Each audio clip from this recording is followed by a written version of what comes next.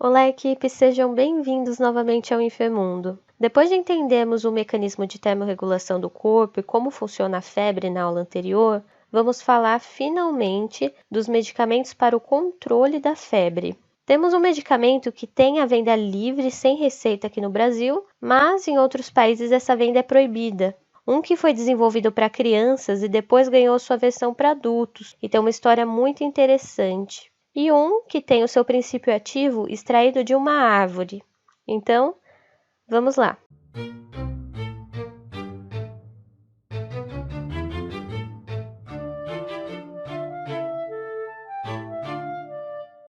Você sabia que o princípio ativo de um medicamento muito usado para o controle da febre é extraído da casca do salgueiro? Você sabe dizer qual é? Se você disse ácido acetil salicílico, você acertou. Ainda não reconheceu? O ácido acetil salicílico é vendido como aspirina. Ele é extraído da casca do salgueiro e vendido com o nome de aspirina. Vamos observar com o olhar de raio-x e entender melhor suas principais indicações, formas, efeitos adversos e contraindicações. Então, o que podemos encontrar em uma caixinha? É claro que o princípio ativo da aspirina, que é o ácido acetil salicílico, e, em algumas formas, o ácido ascórbico, que nada mais é que a vitamina C, e a cafeína. Além de ser um antitérmico, antipirético, o que significa que ele combate a febre ao inibir o mecanismo que eleva a temperatura corporal, ele também é indicado como anti-inflamatório, analgésico para dores leves a moderadas, como cefaleia, mialgias, artralgias, e também age como antiagregante plaquetário e queratolítico. Quais são os principais tipos de aspirina que podemos encontrar? A aspirina com ácido acetil salicílico a 500 mg, aspirina microativa, também com a mesma dosagem, aspirina C, que é o ácido acetil salicílico, mais o ácido ascórbico, que é a vitamina C, a cafeaspirina, que é o ácido acetil salicílico, mais a cafeína. Seus principais efeitos adversos são distúrbios do trato gastrointestinal superior e inferior, tais como sinais e sintomas comuns de dispepsia, dor abdominal e gastrointestinal, raramente inflamação e úlcera gastrointestinal. Devido ao seu efeito inibitório sobre as plaquetas, o ácido acetil salicílico pode ser associado ao aumento do risco de sangramento. É importante saber de suas contraindicações. Ele não é indicado para gestantes, pessoas com gastrite e úlcera, crianças pelo risco de síndrome de Raynaud, evidenciada pela encefalopatia e esteatose hepática, suspeita de dengue ou catapora e também contraindicado em casos de doenças graves dos rins. O próximo medicamento é o paracetamol, acetaminofeno, vendido como Tilenol. Você pode conferir a história da criação do Tilenol na aula que falamos sobre a segurança no uso de medicamentos. É muito interessante, eu vou indicar aqui em cima para você conferir. O Tilenol contém como princípio ativo o paracetamol, dos derivados do para-aminofenol. Além de antipirético, também é um analgésico. É uma opção para o tratamento das doenças que provocam febre e ou dor, principalmente de leve a moderada intensidade.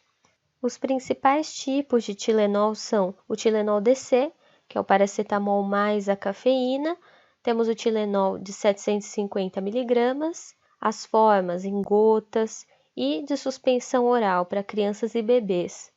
Os efeitos colaterais são náusea, vômito, reações alérgicas, hepatotoxicidade grave e toxicidade renal. É interessante observar que o Tilenol tem uma baixa incidência de efeitos adversos em comparação com as outras medicações da nossa lista. Quem já viu a aula contando a história do Tilenol sabe que ele foi desenvolvido com isso em mente, para quebrar sua concorrente que na época era líder de vendas.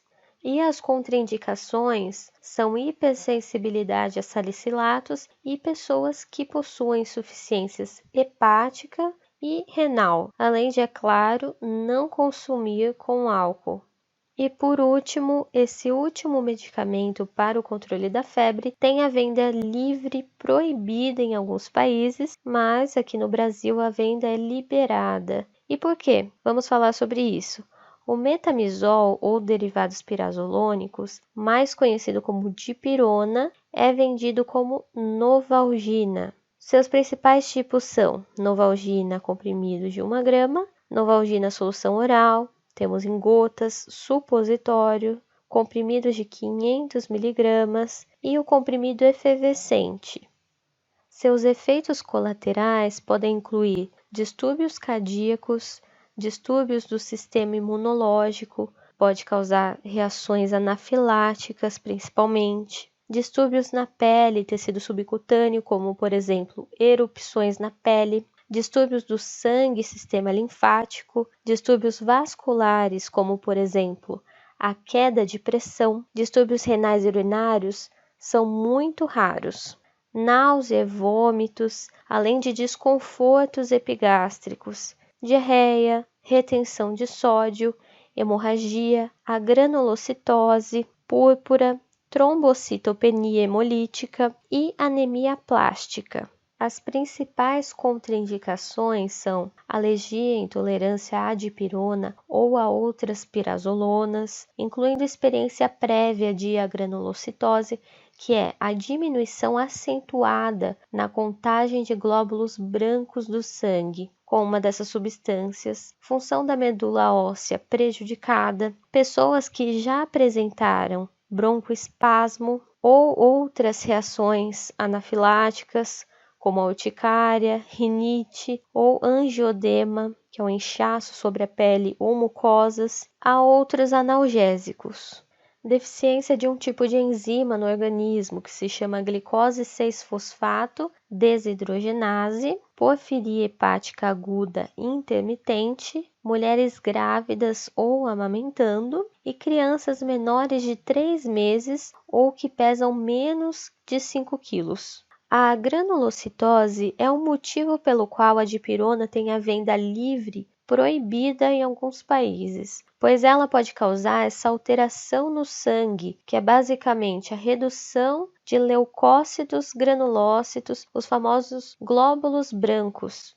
Não pare por aqui. Considere essa uma aula que apenas traz a introdução do assunto para você. Leia mais sobre esses medicamentos nas fontes que estão na descrição do vídeo, já que é impossível colocar todas as informações em apenas uma aula sobre essas medicações. Quando lidamos com medicamentos, é necessário ter muita responsabilidade e seguir necessariamente tudo que está contido na bula, ok? Mais uma aula, eu espero ter ajudado novamente. Se sim, deixe seu like como apoio a esse canal de educação e mande nos grupos de estudo. Compartilhe esse conhecimento. E até a próxima aula que aparecerá na sua tela agora.